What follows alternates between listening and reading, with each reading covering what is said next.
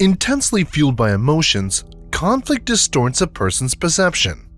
As the COO, it's up to you to not only navigate but cut through the tangled web of emotions in order to identify the core issues of the conflict, so that you can reach a mutually satisfying resolution for all parties involved. In doing so, you will notice the way people feel about the problem is more important than the problem itself. So how, as a COO, can we practice effective conflict resolution in our business? We're all about helping businesses grow profitably, scale, and move into the next phase of their success. If you're looking for consultancy and mentorship that really makes a difference, subscribe to our channel or visit the Scaling Management Group website, links in the description below. In today's video, we're going to explore what effective leadership looks like and the best ways to manage conflict. We'll also discuss what happens to both you and your team when you don't take charge and address conflict head-on. We'll let you know when to take action, and finally, how to encourage and display effective communication while you're trying to resolve conflict. Conflict in the workplace. People spend the majority of their time in the workplace, and naturally, conflict is bound to rear its ugly head. High-level people intelligence is paramount as a COO, and conflict resolution is certainly one of the times where this softer skill set comes into play. Shying away and avoiding conflict at all costs will inevitably create a toxic environment, which will disrupt and hinder momentum for the individuals themselves, the team, the organization as a whole, and potentially even you as a leader. Leaders who prefer to stick their head in the sand may do so in an effort to keep the peace, avoid creating a negative reputation for themselves, or they may want to maintain their status as being well-liked. However, the results of simply ignoring a problem like this will ultimately breed discontent, dissatisfaction, lower productivity, and completely wreak havoc on the inner workings of the organization and the mental health of your employees. Conflict is uncomfortable, but strong leadership is all about taking action, confronting issues before it's too late, and acting responsibly in the face of adversity. This will, in turn, garner further respect from your colleagues. As the COO, you're expected to develop and guide your people, teams, and in turn the organization to reach their full potential. With all of that in mind, it stands to reason that timing is crucial. Taking action to manage conflict head-on as a COO is vital. It's important to understand that waiting for the right time, which never seems to come, or being hesitant to act can be detrimental to your position as COO.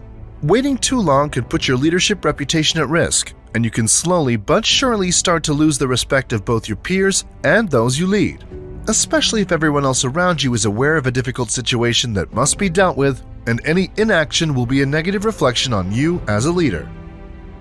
When to act. So you're aware of an existing problem, but how are you supposed to know when to strike?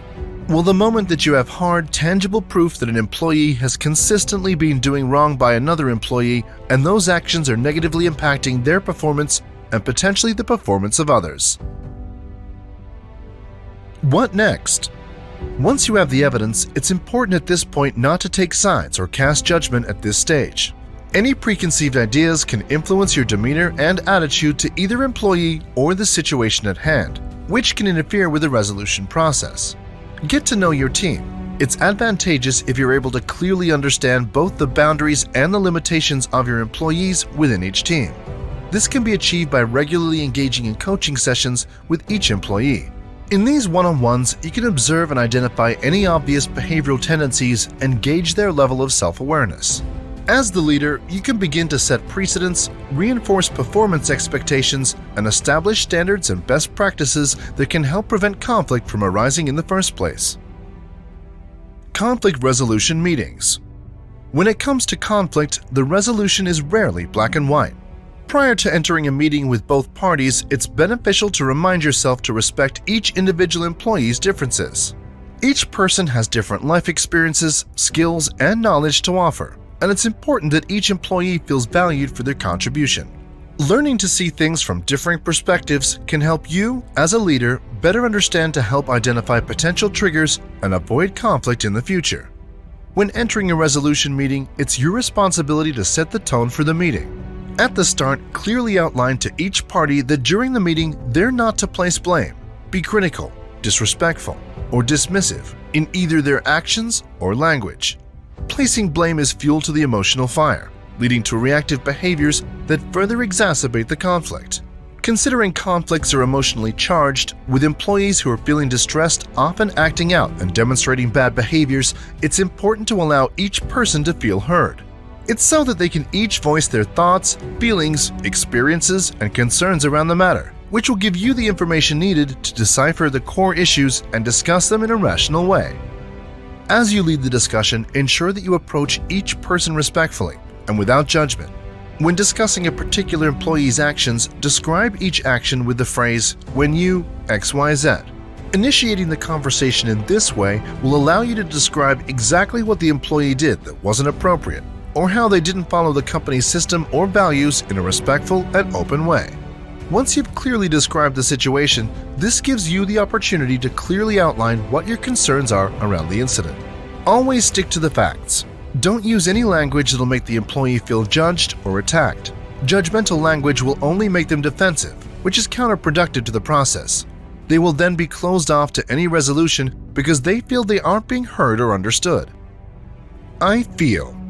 As the COO, you should create a safe space where the people in conflict can openly express their feelings without attacking one another.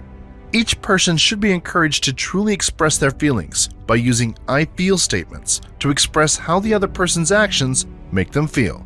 This step is vital to facilitate any resolutions because where feelings are involved, it's important that each person feels heard, understood, validated, and valued throughout the process. Conflict is the product of a breakdown in communication. To assume that one party knows another's thoughts, feelings, or their interpretation of a situation is going to create a barrier to a deeper understanding.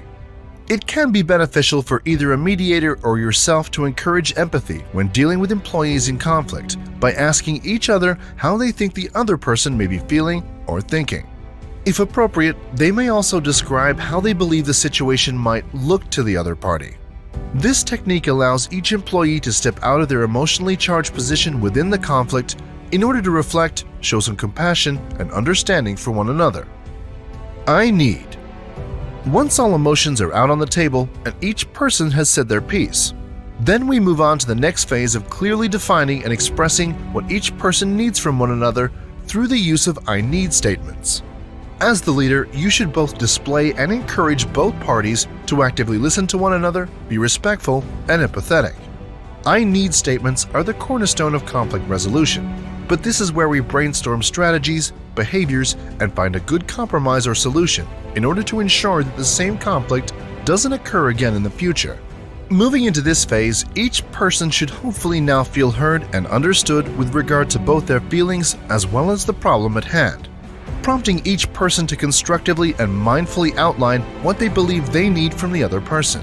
Once this has been hashed out and a compromise or resolution has been made, it can be good to ask each person to reiterate what actions they'll take in the future when they're faced with the same trigger.